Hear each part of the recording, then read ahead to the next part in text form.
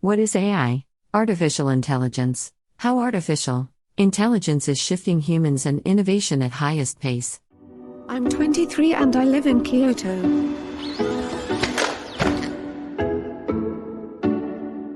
But I think the development of full artificial intelligence could spell the end of the human race. Once humans develop artificial intelligence, it would take off on its own. Should we be fearful of artificial intelligence and the pace at which it's progressing? Or should we fear fear itself and the risk of its stifling innovation? It will not be man or machine. Our purpose is to augment and really be in service. According to a recent report published by researchers from the universities of Cambridge and Oxford, OpenAI, and the Electronic Frontier Foundation, there's an assortment of ways AI could go wrong, and in the not-so-distant future.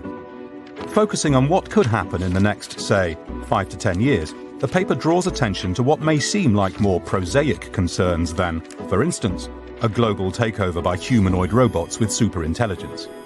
But whether advances in AI lead to a rise in malicious bots or the weaponizing of consumer drones, just two of the risks listed in the report, we can't help but fear what we don't understand. So, to begin, the experts weigh in. Is artificial intelligence actually intelligent? I'm Kai-Fu Lee. I run Sinovation Ventures. It's a high-tech venture capital firm in China. My name is Fei Li. I'm a professor and director of the Stanford Artificial Intelligence Lab.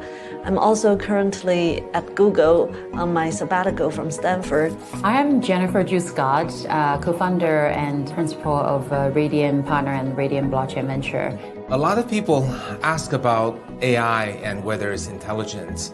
I think today's AI, based on the current state of the art, artificial intelligence is really more of an optimizer. It's not intelligent in the same sense that we think of humans as intelligent. We acquire knowledge, we abstract, we create. There's emotion involved, and there is judgment involved, and there is a creativity involved. Cross-domain knowledge, common sense, and ability to argue, the ability to understand humor, and also self-awareness and compassion. Today's machine intelligence is far from that level of complexity. It's probably not most useful if we generalize AI. AI is an umbrella term from machine learning to deep learning to NLP, which is natural language processing, to reinforcement learning. There are many different technologies coming to this umbrella. And right now we're at the stage where AI is very good at doing one single task, or concentrated the task and repeated the task really, really well. The consensus among these experts is that AI is far from reaching human general intelligence. Currently, AI is a collection of techniques which cleverly uses maths to create the appearance of intelligence. That, along with the appearance of emotional intelligence, shows that we need to build an ethical compass into these systems, or, at the least, developers have to use one in order to avoid unanticipated outcomes. But wherever this may be heading, the march of progress shows few signs of slowing down. And who's at the forefront of these advances? Kai-Fu Lee names the internet giants holding the largest amounts of user-generated data. Companies such as Google, Facebook, Amazon, and Microsoft, as well as Baidu, Tencent, and Alibaba.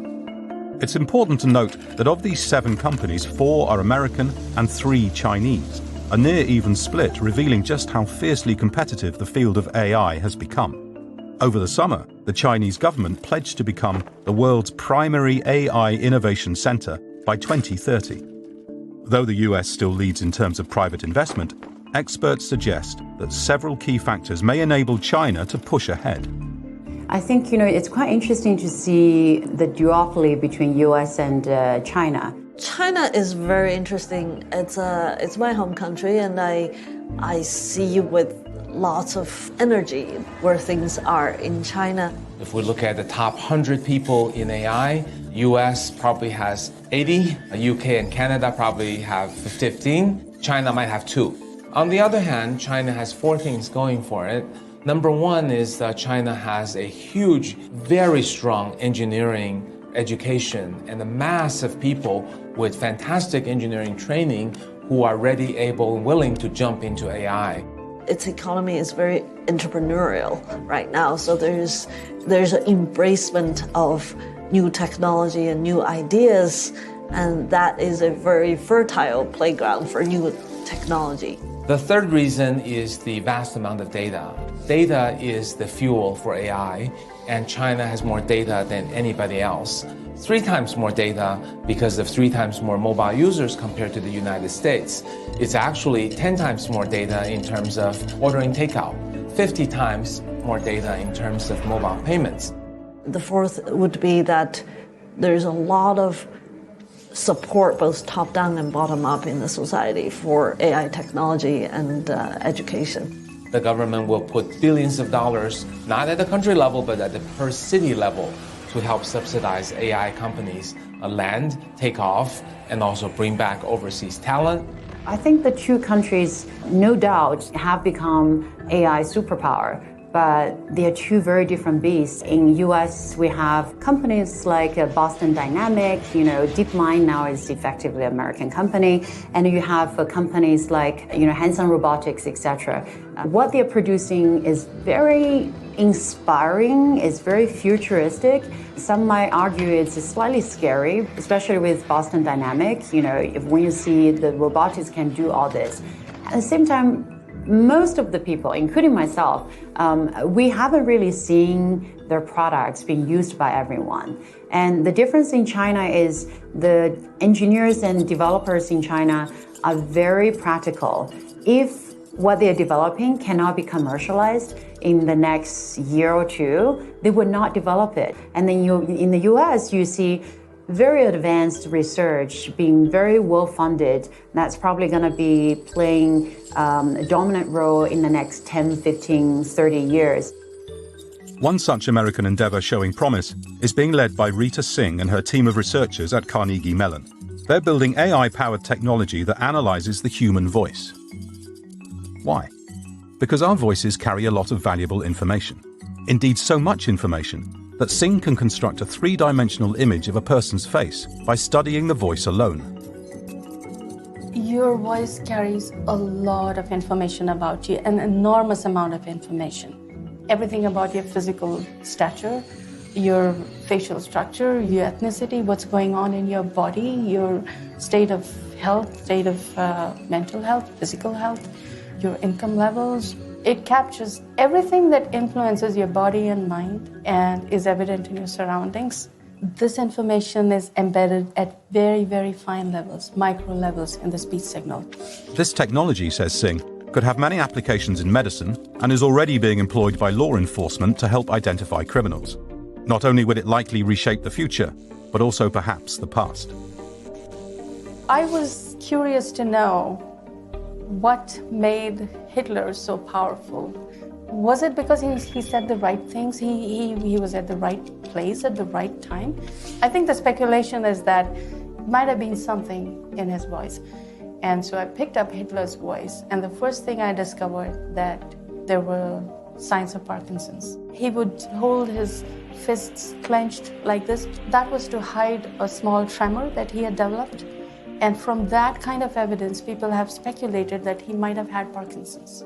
So what's the likelihood that he had Parkinson's? I think 100% from his voice. I've seen it in his voice. It's clear. How does the AI behind voice profiling fit into the big picture? With its incredible power and potential for misuse, this technology reveals the urgency in establishing best practices across the field. As the use of AI in criminal justice is just one of the ways in which injustice has been recognized from the use of biased datasets. But returning to the original question of whether or not AI is on track towards achieving superintelligence, that remains to be seen. AI is such a young field. It's only about 60 years old from ground zero to where we are today. From that point of view, we have come a long way. I think it's better to think about artificial intelligence as a single domain optimizer, and that in itself has huge implications, but it is not human all-encompassing intelligence, which we call artificial general intelligence. There's various disagreement and debate on whether artificial general intelligence is ever possible and how long it will take. I'm personally a pessimist on achieving that level of intelligence, but I am an optimist on even today's single domain, narrow intelligence, creating huge societal impact. Artificial intelligence is about learning and making the right decisions using what you've learned. We're at a point where we have the understanding now to do this, and therefore we are in the new AI era.